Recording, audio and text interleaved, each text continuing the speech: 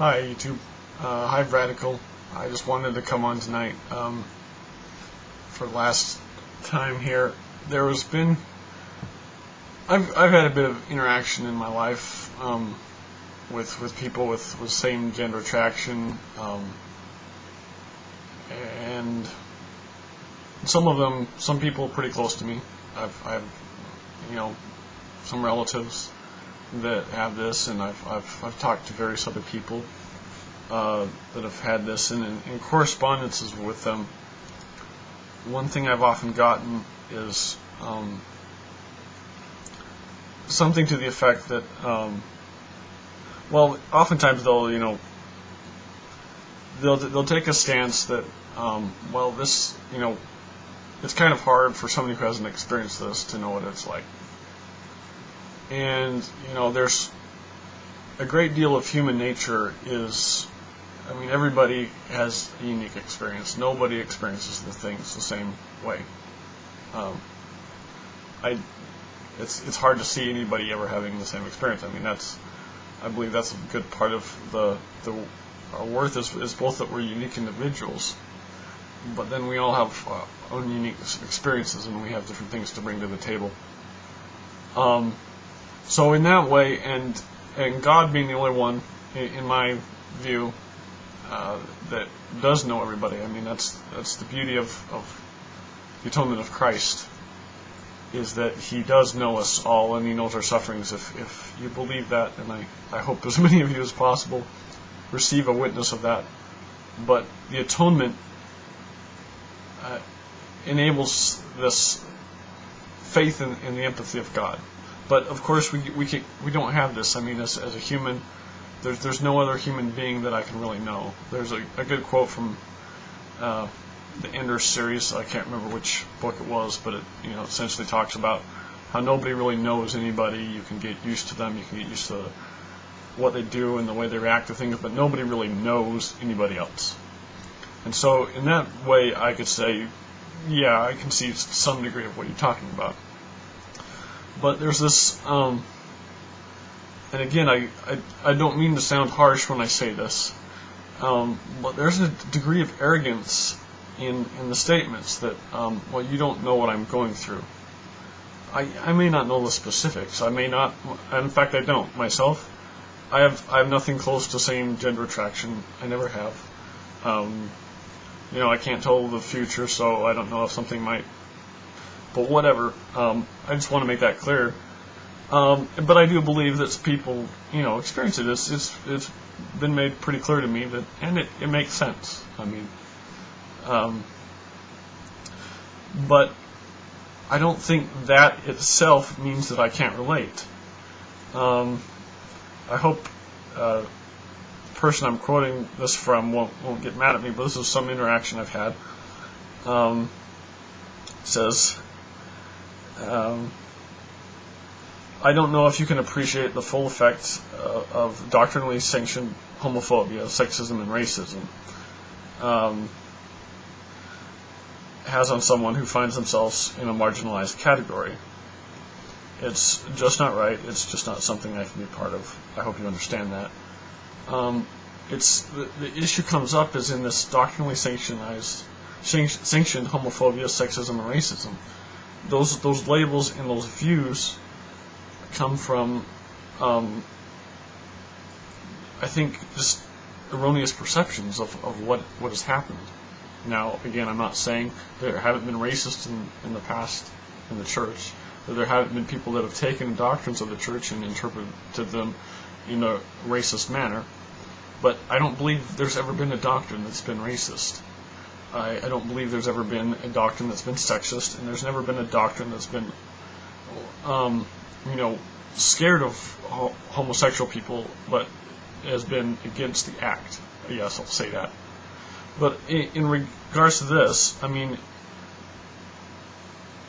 and so there's nothing really ever been sanctioned as far as homophobia, sexism, or racism. God's never sanctioned that. He sanctioned, outcomes in the Old Testament for people committing adultery or people committing sodomy. Yeah, if you want to call that doctrinally sanctioned homophobia. then you also have to say there's doctrinally sanctioned adulterophobia or fornicophobia, or however you want to put it. I mean, you could come up with any kind or number of terms. It's generally kind of a sin phobia. We should, avoid sin. And it does get down to this thing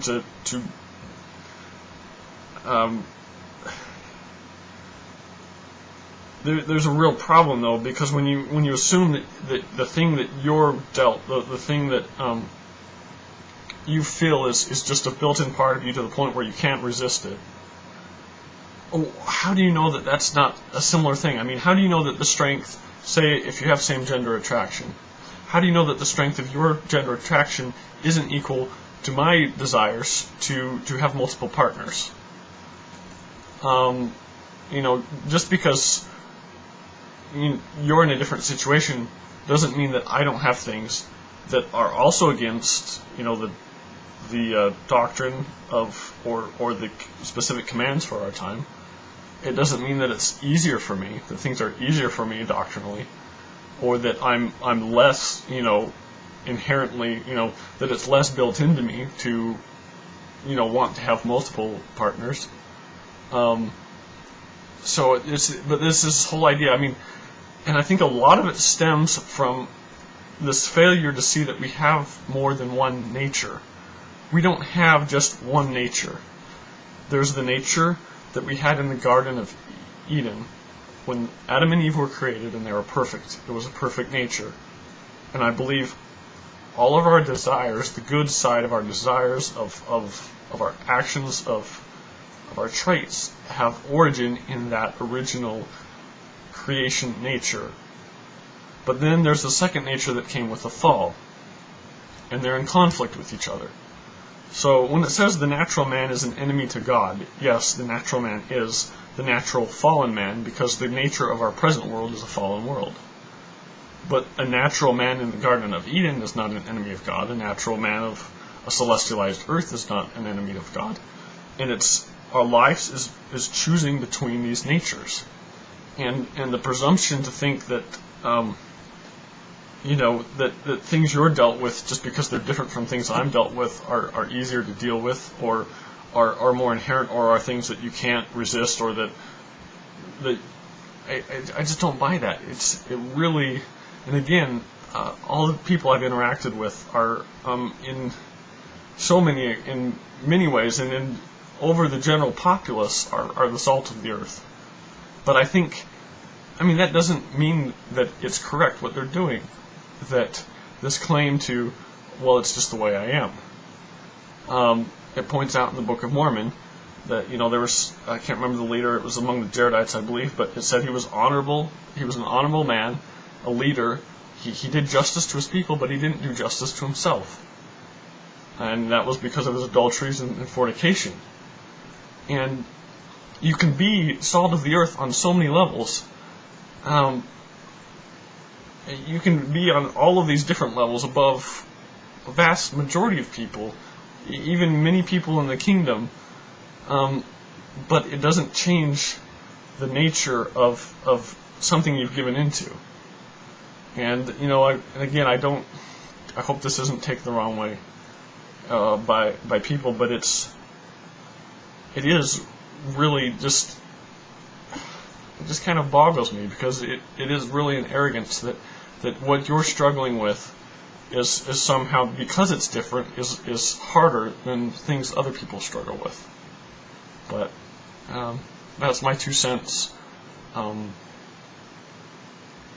I do have a testimony in the atonement of Christ, and I know that He'll work things out, and I know that if we're true to our core, to that core that is from before the fall, and not the nature that came with the fall, that is what will enable us to reach true joy, and to truly reach the end of our creation.